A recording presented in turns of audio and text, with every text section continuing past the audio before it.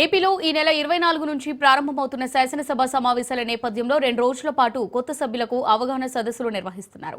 అవగాహన సదస్సులకు మొదటి రోజు పార్లమెంట్ స్పీకర్ ఓం బిర్లా, రెండో రోజు మాజీ ఉపరాష్ట్రపతి వెంకయ్యనాయుడు హాజరవుతారు. కాగా కొత్త శాసనసభ్యులకు ఈ సదస్సులు ఎంతో ఉపయోగపడతాయని గన్నవరం ఎమ్మెల్యే చెబుతున్నారు.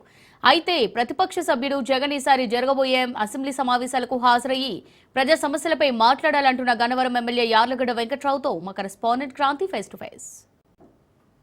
ఈ నెల 24 నుంచి శాసనసభ సమావేశాలు ప్రారంభం కానున్నాయి. అయితే 2 రోజుల పాటు కొత్త సభ్యులకి అవగాహన సదస్సు నిర్వహించేందుకు ప్రభుత్వం సిద్ధమైంది. ప్రస్తుతం మనతో పాటు మాట్లాడతాకి యార్లగడ్డ వెంకట్రావు గన్నవరం శాసనసభ్యులు ఉన్నారు. సార్, ఎలా చూడొచ్చు ఈ కొత్త సభ్యులకి సంబంధించిన సెషన్స్ ఏ రకంగా ఉపయోగపడతాయండి? డెఫినెట్గా ఉపయోగపడతాయండి. మామూలుగా ట్రైనింగ్ క్లాస్ అనేది మనకు తెలియనప్పుడు కదా ట్రైనింగ్ పెట్టేది. సో అబ్వియస్గా కొత్త ఎమ్మెల్యేస్, న్యూలీ ఎలక్టెడ్ ఎమ్మెల్యేస్కి సభ మర్యాద కానీ, సభా గౌరవాలు కానీ, సాంప్రదాయాలు కానీ, రూల్ పొజిషన్ కానీ, బుక్ రూల్స్ కానీ, zero hour, whatever, question hour, ఇవన్నీ ఎలా వాళ్ళు ఇన్వాల్వ్ అవ్వచ్చు, ఎలా పార్టిసిపేట్ చేయొచ్చు, వాళ్ళ ఆ సెషన్స్లో వాళ్ళ కాన్షియన్స్ ఇష్యూస్ని ఎలా ప్రజెంట్ చేయొచ్చు, అంటే ఏ అవకాశం ఎలా వాడుకోవాలనేది డెఫినెట్గా ట్రైనింగ్ సెషన్ డెఫినెట్గా చాలా ఉపయోగకరమని అందరూ భావిస్తారు. నేను అనుకుంటే మీరు కూడా అదే భావిస్తూ ఉంటారు. 22న లోక్సభ స్పీకర్ గారు వస్తారు, 23న వెంకయ్యనాయుడు గారు వస్తున్నారు, 24న గవర్నర్ గారి స్పీచ్ ఉంటుంది, 25, 27 సెలవులు, 28న బడ్జెట్ ప్రవేశపెడతారు శాసనసభలో.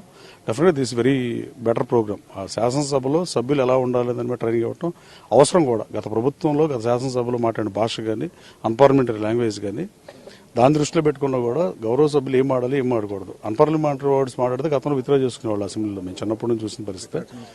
ప్రస్తుతం సభలో ఉన్న కొత్త శాసనసభ్యులకు అవసరం కూడా పెడుతున్నారు. బట్ కొత్త శాసనసభ్యులతో పాటు అందరు శాసనసభ్యులు కూడా అటెండ్ అవుతున్నారు. అయితే వైసీపీకి సంబంధించిన 11 మంది ఎమ్మెల్యేలు ఇంతవరకు సభకు హాజరు కాని పరిస్థితి. కొంతమంది వస్తున్నారు మొదటి సభలో, తర్వాత ఎవరు రాని పరిస్థితి కనబడుతుంది. జగన్ సాక్షాత్తు క్లియర్ గా చెప్పడం కూడా జరిగింది, సీఎంతో సమానంగా నాకు సమయం ఇస్తే వస్తాను, ప్రతిపక్ష హోదా ఇస్తే వస్తాను. ఎలా చూడొచ్చు అసలు ఈ వ్యాఖ్యలకు సంబంధించి? అంటే ప్రజాక్షేత్రంలో గెలిచి సభకు రాకపోవడం ఏ రకంగా చూడొచ్చు? అంటే బహుశా ప్రపంచ దేశాల్లో ఎక్కడా లేని ఆర్గ్యుమెంట్ ఇది. ఏ దేశంలో అయినా రూల్ ప్రకారం ఉంటుంది తప్ప మనం రూల్స్ని డిక్టేట్ చేయలేం. శాసనసభ శాసనాలు చేయడానికి శాసనకర్తలు ఇక్కడ ఉన్నారు తప్ప శాసనసభలో ఉన్న నెంబర్ మినిమం ఆ 15% ఎమ్మెల్యేస్ లేనప్పుడు ప్రతిపక్ష హోదా ఎలా ఇస్తారు? మనకి కాంది, మనకి ఎలిజిబుల్ కాంది మనం అడగటం దుర్మార్గం. మనకి ఎంసెట్లో సీట్ రావాలంటే కొన్ని మార్కులు రావాలి. అవి రాకుండానే నన్ను ఎంసెట్లో సీట్ ఇవ్వమంటే ఎట్టంటే చిన్నపిల్లలు అడిగినట్టు ఉంది తప్ప దీంట్లో ఇల్లాజికల్ అని నేను భావిస్తున్నా. ఇది పూర్తిగా ప్రజాస్వామ్యవాదులు అందరూ ఖండించాల్సిన అంశం. అంటే ఇంకొక విషయం కూడా చెప్పడం జరిగింది, నేను సభకు వచ్చినా కానీ నాకు మాట్లాడే అవకాశం ఎవరు అనేది ఆయనే చెప్తున్నా. అంటే సభకు రాకుండానే ఈ వ్యాఖ్యలు చేస్తే అలా చూడదు. మైక్ ఎవరంటారు, సభకు రారంటారు, అది దుర్మార్గమైన ఒక రెండు దాంట్లో అర్ధరహితమైన వాదన. అది వస్తే మైక్ ఇస్తారు ఎవరు తెలుస్తుంది. ప్లీజ్ కమ్, ఈ సెషన్స్కి రండి. మైక్ ఇవ్వకపోతే మైక్ ఇవ్వదని చెప్పండి. అసలు రాకుండానే మైక్ ఇవ్వలేదని చెప్పడం దుర్మార్గం కదా. అంటే సభ్య సమాజం గమనిస్తుంది కదా.